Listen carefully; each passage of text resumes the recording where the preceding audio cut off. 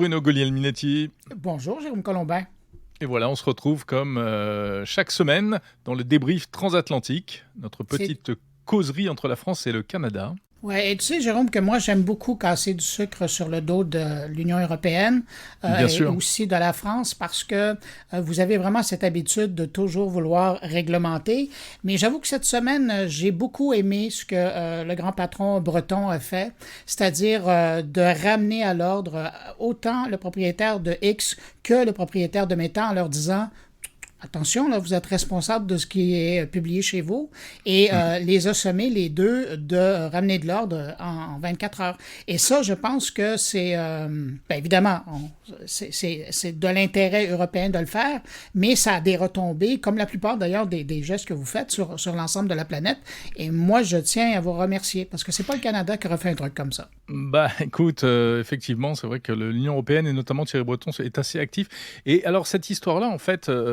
c'est un peu, je dirais, si on creuse un peu et qu'on essaie de comprendre, c'est un peu un test aussi pour... Alors, on ne va pas revenir sur les faits eux-mêmes qui sont d'un niveau de tragédie absolument abominable, mais c'est un test pour, tu sais, le DSA, le Digital Services Act, qui est entré en vigueur en Europe, parce que finalement, c'est la première fois qu'un cas concret se présente, des réseaux qui ont l'air de déraper, et là, ça ne rigole plus, puisque si ça continue, eh bien, il y a des sanctions qui pourront tomber, pourrait aller jusqu'à 6% du chiffre d'affaires, etc., etc.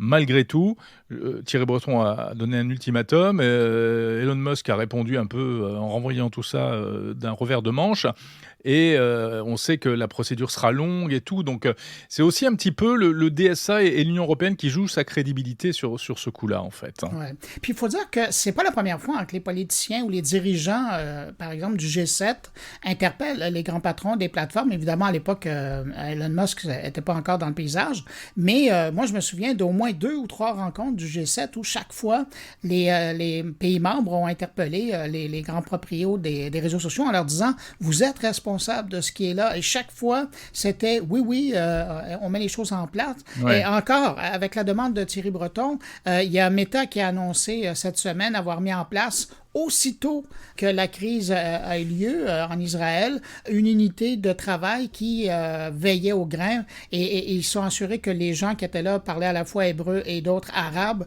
pour être sûrs de circuler. Mais le problème, c'est que c'est dans les autres langues. Ouais. Notamment l'anglais, le français, particulièrement pour chez nous, où là, ça fait défaut. Ouais, et ça c'est Meta, et encore, bon, c'est vrai que souvent Meta a fait preuve de sa bonne volonté, et ce qui n'est absolument pas le cas de X, et on le voit, enfin, à l'époque de Twitter, mais même encore plus aujourd'hui de X, j'allais dire pour X raisons.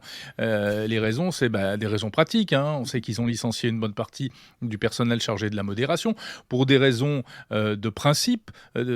Twitter était de toute façon plus libéral que Meta, et il l'est encore plus aujourd'hui, il est libertarien même, carrément, avec Elon Musk, et je pense que ça va quand même assez loin, parce qu'il faut quand même faire le distinguo entre des images choquantes et des propos choquants, etc., et puis des contenus manifestement illicites et illégaux. Qui n'ont rien à voir. Tu as vu comme moi les extraits de jeux vidéo qui ont circulé, ou qui viennent de d'autres conflits. Oui, mais est-ce que c'est illégal ? Est-ce que c'est illégal ? C'est ça aussi la question. C'est pas illégal, mais c'est de la désinformation. Alors là, voilà, c'est ça, c'est que depuis le DSA, la désinformation est devenue illégale, en fait, d'une certaine manière. Et en tout cas, elle est plus traquée. Mais on va vraiment vers une espèce de bras de fer de concept, j'ai l'impression, entre des gens comme Elon Musk et puis des gens comme Thierry Breton. C'est presque un face-à-face Musk-Breton. Et ça va faire cas d'école. C'est clair que les réseaux sociaux, avant et après le conflit en Israël, ça va être deux choses, ça c'est certain. Il y avait déjà un avant et après Trump, et Capitole. Là, ça va être, mais tu sais, je reviens encore plus précisément en France. Je regarde le ministre de la Justice chez vous qui a rappelé cette semaine aux élus, particulièrement, que faire de la propagande de groupes terroristes, et particulièrement sur les réseaux sociaux, c'était aussi criminel chez vous.